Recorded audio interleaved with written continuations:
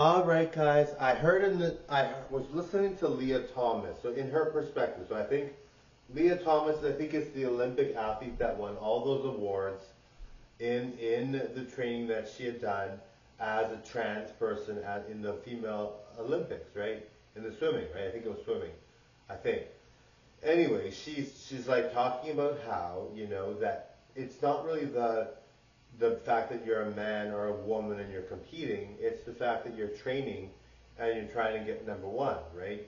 So I know everyone's like, well, she's a man, right? Well, not everyone's like that.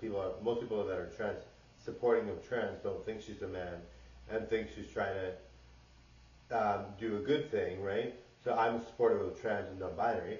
But I was listening to some arguments. They were saying, she's a man, like she's got way more of an advantage. Like why is she performing or competing with women, and why is she in the locker room? Like for me, and then I was like, well, yeah, maybe it's kind of true. But then I'm like, but the other arguments, which I'm totally supportive of trans and non-binary.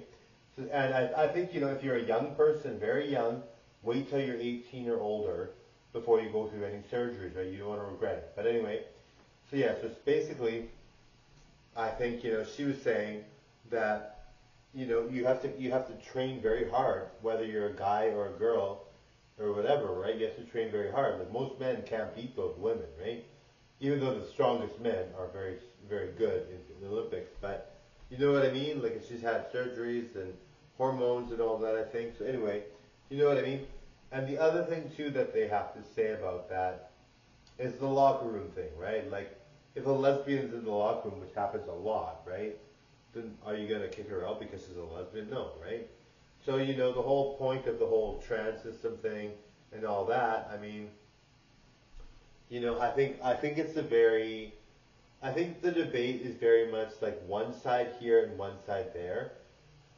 People are stuck on one side or the other side, and no one's really going in the middle. Really, I think most people are like some of them might be in the middle, but I think I mean something, and maybe I'm more on the trans and non-binary side. But there's some things that you kind of see that maybe you think, well, yeah, maybe this is a bit much or whatever. But in general, I mean, everybody that goes through life, women go through life and men go through life, and they deal with struggles, right?